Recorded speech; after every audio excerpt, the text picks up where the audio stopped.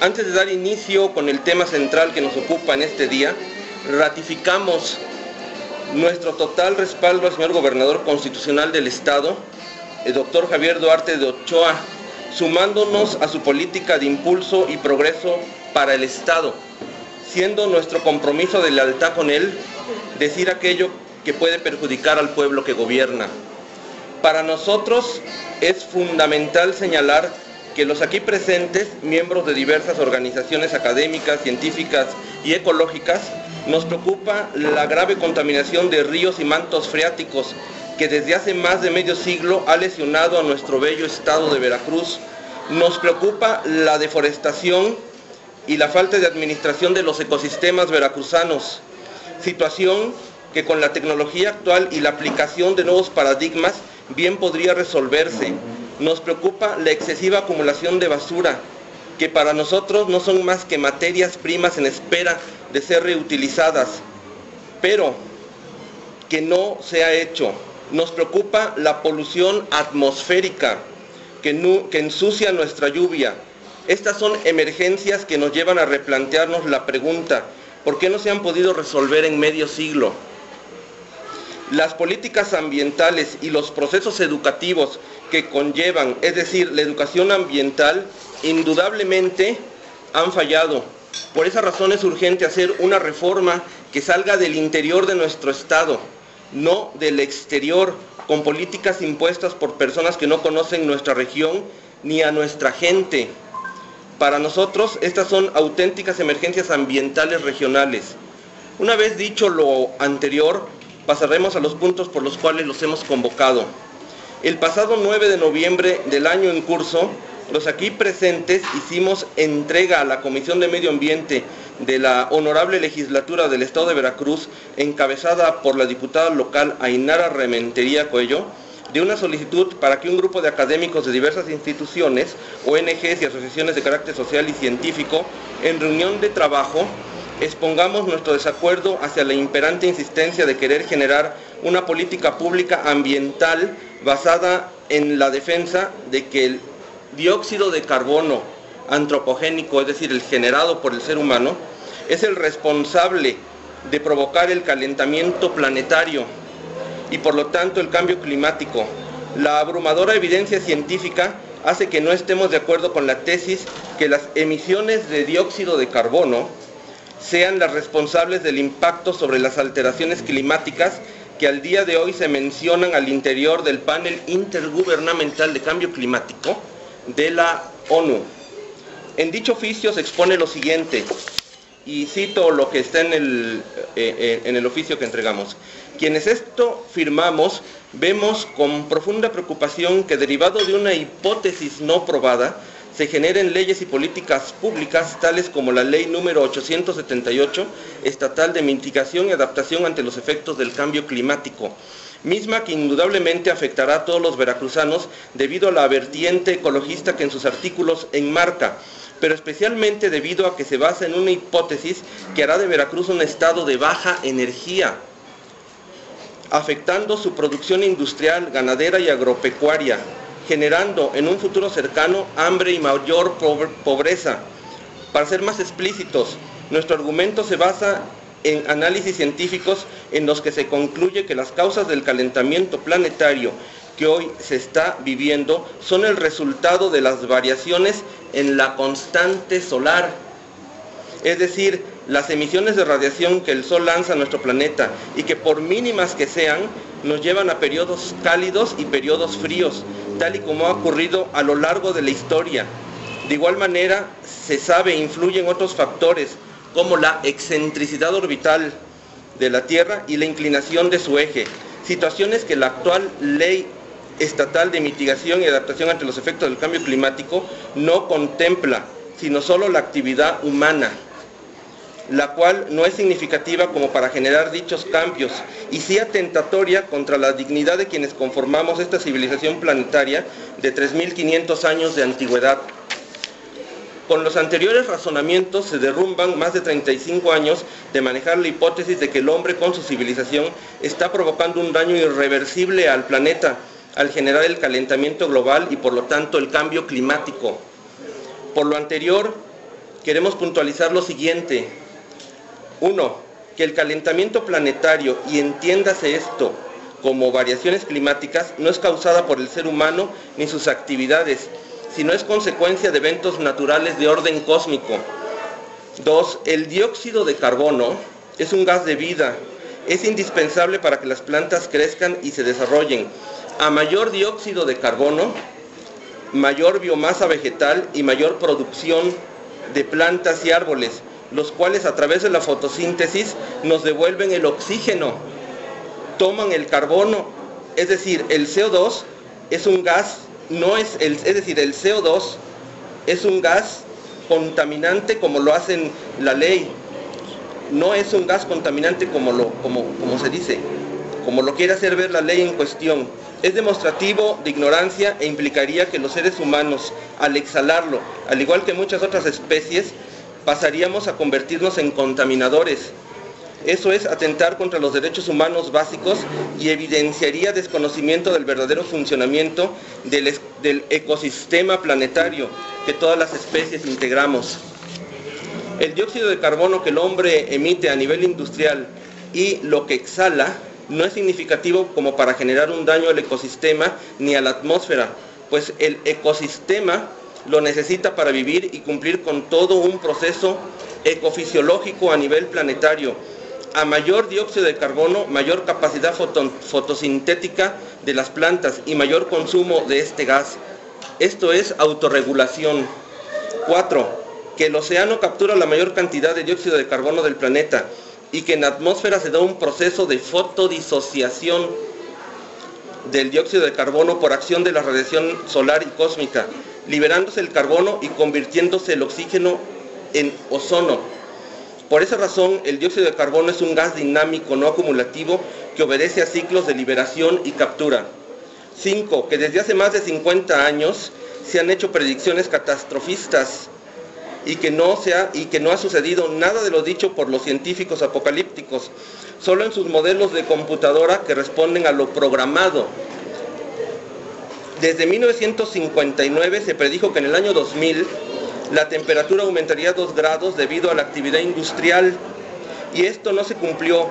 Hoy se dice que para el 2050, incluso para el 2080, tendrán lugar tales catástrofes, lo cual es jugar con el ciudadano común. 6.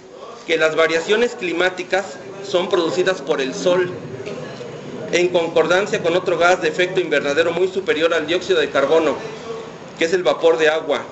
Una variación del 2 o 3% en la constante solar genera en la Tierra cambios de temperatura de importancia. 7. Que las políticas públicas derivadas de una hipótesis no probada, como la del calentamiento global por el dióxido de carbono antropogénico, tendrán consecuencias en la producción agropecuaria y que se dirigen a la reducción de energía e incluso de la población. Se insiste en que se descarbonice nuestra sociedad, lo que solo traerá como resultado pobreza y hambre. Que el panel intergubernamental de cambio climático omitió los datos de 90.000 mediciones de dióxido de carbono de más de 100 años de muestras de aire en Europa, hechas por diversas instituciones y científicos entre los años de 1857 y 1958, en las que se encontraron periodos en los que el nivel de dióxido de carbono era muy superior al actual, lo que implica que constantemente se dan fluctuaciones del CO2 como parte del mecanismo de ecofisiología planetaria. Esta omisión y el descubrimiento de correos electrónicos donde investigadores que forman parte del panel de cambio climático aceptaban manipular la información y se le conoce como Climategate, son parte de las pruebas de un abuso contra la buena fe de la población y de los gobiernos, especialmente del tercer mundo. Además, de acuerdo al análisis hecho, encontramos que la tendencia de la ley en cuestión es dejar a Veracruz fuera del uso de los combustibles fósiles, haciendo de él un estado sumiso a políticas internacionales de descarbonización de nuestra actual civilización, basados en una hipótesis no probada, cuando en realidad el motor de esta cultura han sido los combustibles fósiles. La pobreza en cualquier sociedad se combate con energía. La propuesta de energías alternativas no es suficiente para sostener el actual ritmo de nuestra civilización. A una civilización se le clasifica como avanzada cuando es de alta densidad energética. Lo que esta ley pretende hacer con los veracruzanos es un crimen de lesa humanidad. ¿Será posible que lo que se desea para Veracruz sea un retroceso en su desarrollo? Cito de parte del oficio: señora diputada, debemos informarle que en menos de un año la actividad solar comenzará a descender y que es muy probable se inicie una era fría de más de 40 años. Los datos astrofísicos indican que para marzo de 2013 se llegará a un máximo solar y después decrecerá su actividad, por lo que la constante solar sufrirá modificaciones. ¿Está preparado Veracruz para este periodo glacial?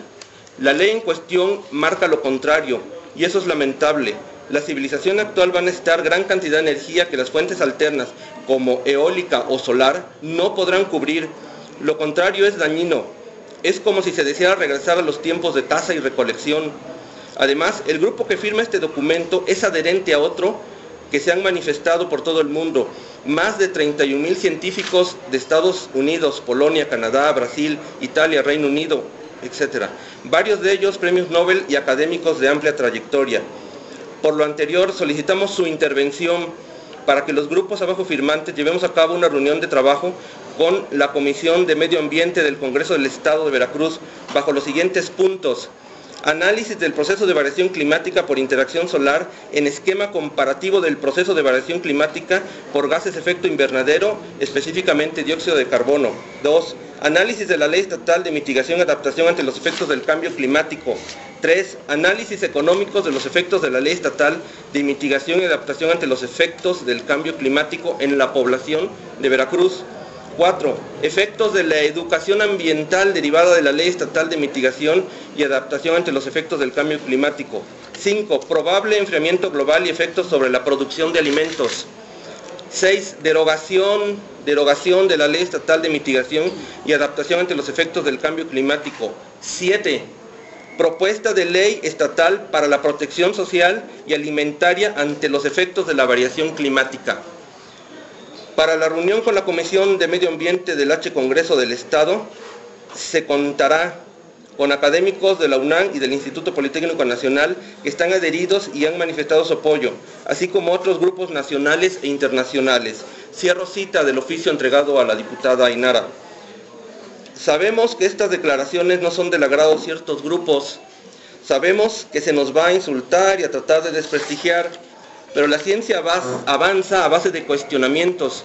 No podemos permitir que afloren dogmas que atrapen a la sociedad en torno a paradigmas aristotélicos. Ya se dijo en una ocasión que solo éramos un grupo aislado, lo cual es falso, pues son miles de científicos en todo el mundo que están cuestionando esta hipótesis convertida en política pública. Nosotros no estamos solos, formamos parte de una corriente de científicos que nos gusta la verdad. Sabemos que van a decir que no tenemos calidad, palabra muy de moda en estos tiempos, que les damos risa e incluso pena. Seguramente las grandes corporaciones industriales nos pagan, todo eso es falso. Estas personas que defienden y sostienen que el calentamiento planetario es causado por dióxido de carbono son partidarias de un regreso al ruralismo, de la reducción de la población, de la disminución de la densidad energética. Son enemigas del desarrollo tecnológico y de que el grueso de la población tenga acceso a la educación superior. Es decir, son enemigos de la ilustración del pueblo, pues el paradigma que manejan es que un pueblo ilustrado es un pueblo que progresa, y un pueblo que progresa es un pueblo que destruye la naturaleza y consume recursos que seguramente algún imperio desea. Es decir, son individuos partidarios de un ecomaltusianismo de élite. Por esa razón convocamos a todos los sectores sociales, ganaderos, agricultores, estudiantes, empresarios y grupos de profesionistas y presidentes municipales a unirnos y debatir sobre las hipótesis al respecto, con mente crítica y analítica, no solo a repetir lo que un grupo de notables desde organismos supranacionales quiere dictarnos. La patria no se vende a ideas sin fundamento. Esperemos que el panel intergubernamental de cambio climático de la ONU no salga después con que el dióxido de carbono no es el causante del calentamiento planetario y culpe a los aerosoles, pues entonces se habrá burlado de toda la humanidad. Muchas gracias. Estamos a sus órdenes. Oiga, ¿cuál ha sido la respuesta de la diputada respecto a los municipios que le hicieron? Esa pregunta es muy interesante. A un mes de haber incorporado el oficio, se entró en contacto con su asesor, el cual está en proceso de decirnos cuándo, porque está pidiéndole a los señores miembros de la comisión que se reúnan con nosotros. ¿Estarán esperando que la designen para alcaldesa o algo por el estilo? No creo. Yo creo que yo confío en que son institucionales. Son institucionales.